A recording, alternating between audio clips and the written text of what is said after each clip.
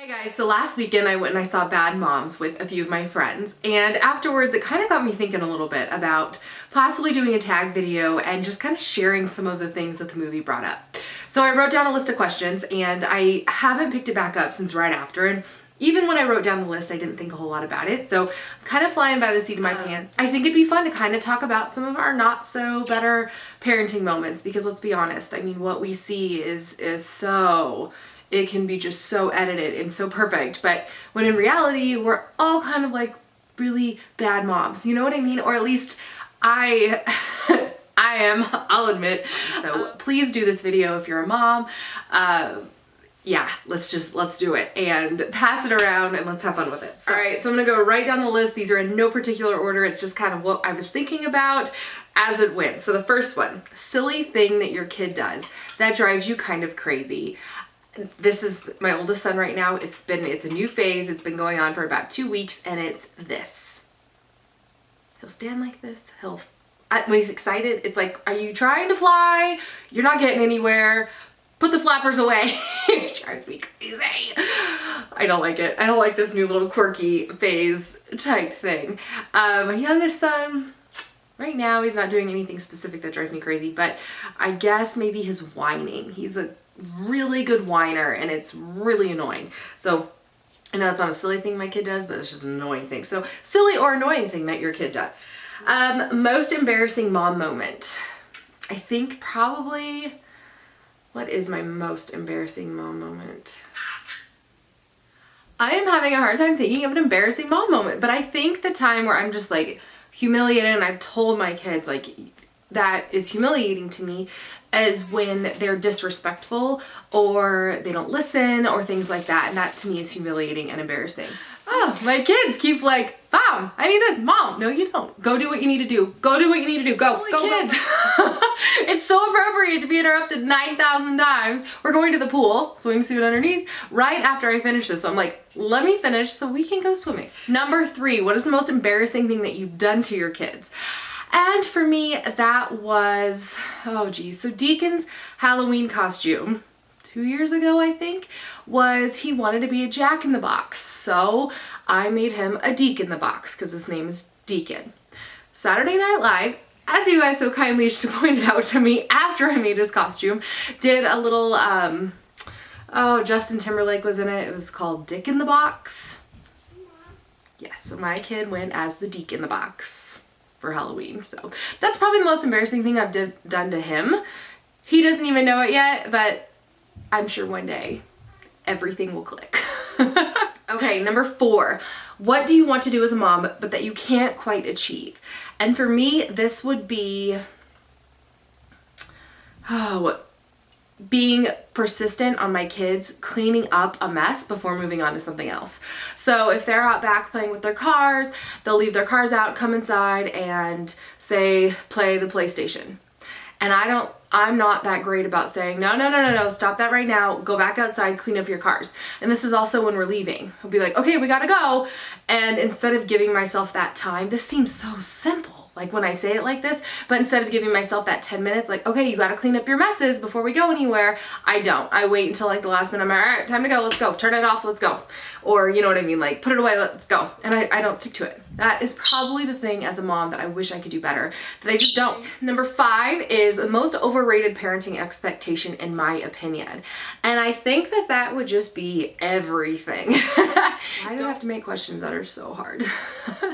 I think that my most overrated parenting expectation, the one where I'm just like, are you serious, is probably that my boys are not to be rambunctious or crazy or wild, and to not have them appear to have any sort of like ADD because they're crazy 7 and 4-year-old boys.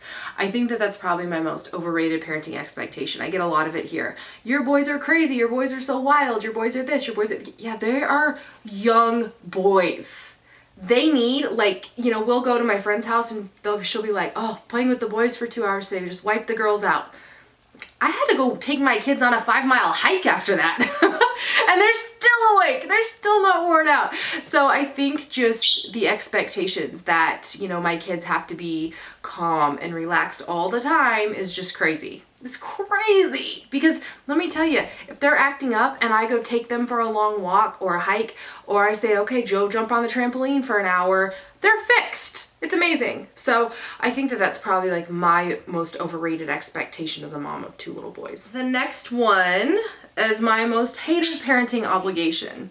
And this is gonna have to be taking my kids into the store when I only need one thing. Yeah, you have to do it. You can't just leave them in the car. I can't wait until the day that I can. But I hate having to like get everybody's buckles off and then go into the store, be in the store for 10 times longer than I would have been, and then get everybody back in the car, get buckles back on, when I could have done it myself in like a quarter of the time. That's what I don't like. I don't like that obligation.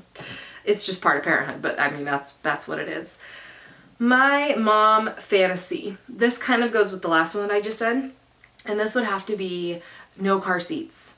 I am just dreaming of the day that we don't have car seats, because they don't need them, because they're big enough to not need freaking car seats. And you don't have to worry about them when you travel, and you don't have to worry about them if, oh, let's just ride in the same car together. Oh, we got to move over all the car seats. Hate car seats. Hate them. Cannot wait, and I won't rush it, but I cannot wait until we're out of car seats. Next up, because this related so much to the movie, is, are you a PTA diehard? So are you somebody who is like president of the PTA?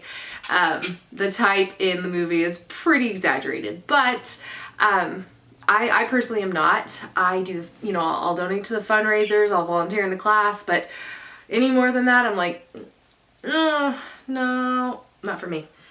Next, what drives you nuts that other moms do? Oh my gosh, the germaphobe moms.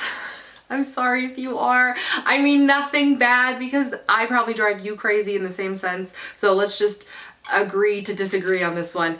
But I am all for, I mean, I had a lady walk up to me when Drake was a baby and he was sucking on the Walmart shopping cart. Germaphobe moms, plug your ears. And she said, well, the birds are making cute noises. She said to me, she's like, ma'am, your son's mouth is on the shopping cart. I'm like, yeah, I know, he's building his immune system. And she was appalled. Absolutely appalled by me, and it doesn't bother me. It doesn't bother me. Go ahead and eat some dirt. Go ahead and skip washing your hands before dinner tonight. I don't care. Germs do not bother me at all. So when parents are like, oh, here's your, everybody sanitize. I'm like, ugh, I'd rather, like, just not that way. So the going out of the way to like wipe down everything and clean everything, I'm like, you need those germs. It's important. I think, but I know that there's two very different sides on that, but that's one thing that other moms do that drives me a little crazy. What do you do that's selfish? Okay, so sometimes when I don't have my kids, I go on trips without them.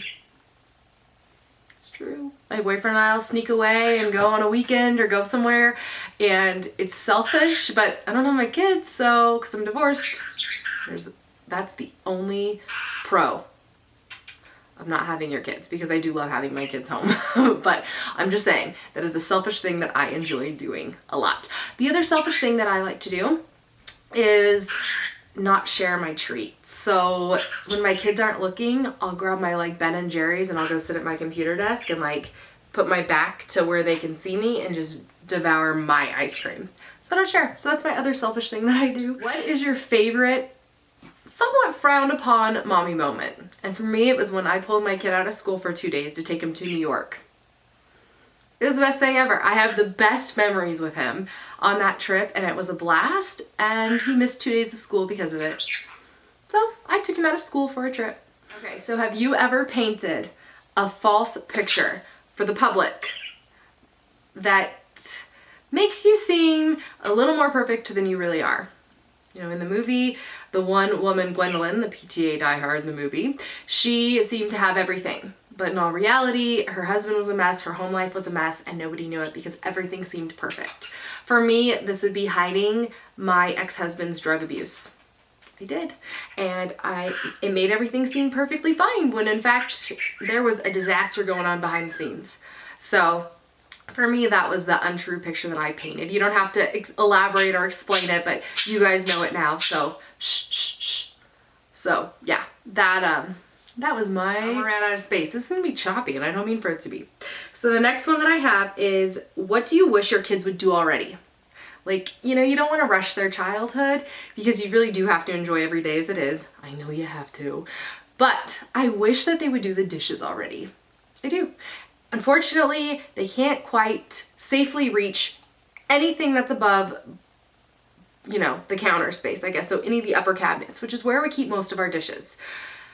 I can't wait till they can do the dishes and they can reach into the sink and load everything properly, and they're just not big enough yet. They could do it, they're just not big enough yet. So I can't wait until they can do the dishes from start to finish. Okay, we have to end it on a good note because we don't want all of this to be negative, but it's all pretty true and I think very relatable for a lot of moms. So what is the best part of being a mom? And for me, I think it's the snuggles, the cuddling and the love, feeling the love and just being able to just grab them and hold them and squeeze them and kiss them and love on them is probably my favorite part. I think another favorite thing that I love is when I'm able to really teach them something, some life lesson or some little hack or things like tying your shoe, something that they're gonna be able to use forever. I love that. So that's my favorite part of being a mom. I hope you guys do this tag. If you think of anything else, go ahead and throw it on at the end. Make it a little more unique to you. But yeah, this is just real moms being real and sharing motherhood together. So I hope you guys enjoyed this tag. I'd love to see yours. If you do it, link it down below. And I'll talk to you guys later. Bye.